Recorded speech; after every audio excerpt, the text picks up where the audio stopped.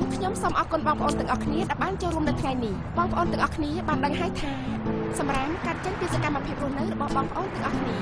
ហើយវាបានផ្ដល់ផលប៉ះពាល់ជាអវិជ្ជមានដល់បរិស្ថាននិងសុខភាពដូចនេះចូលបងប្អូនបែងចែកនិងទុកដាក់សម្រាប់តាមប្រភេទឲ្យបានត្រឹមត្រូវ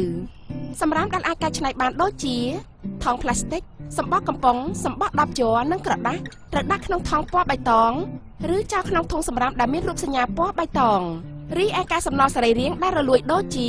ស្លឹកឈើបន្លែសាច់ឬការសំណល់អាហារដែលអាចយកទៅច្នៃជាជីកំប៉ុស្តបានត្រូវយកទៅដាក់ក្នុងថង់ពណ៌លឿង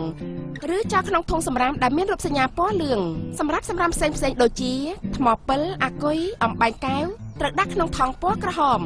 ឬចោលក្នុងធុងសម្រាមដែលមានរូបសញ្ញាពណ៌ក្រហមដូច្នេះបងប្អូនទាំងអស់គ្នាត្រូវយល់ឲ្យបានច្បាស់អំពីការទុកដាក់និងវេចខ្ចប់សម្រាម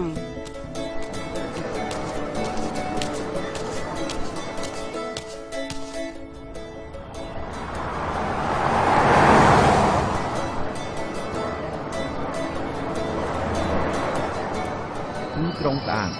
ផ្ដើមចេញពីយើងទាំងអស់គ្នាកម្ពុជាព្រះរាជាណាចក្រអច្ឆរិយ Cambodia Kingdom of Wonder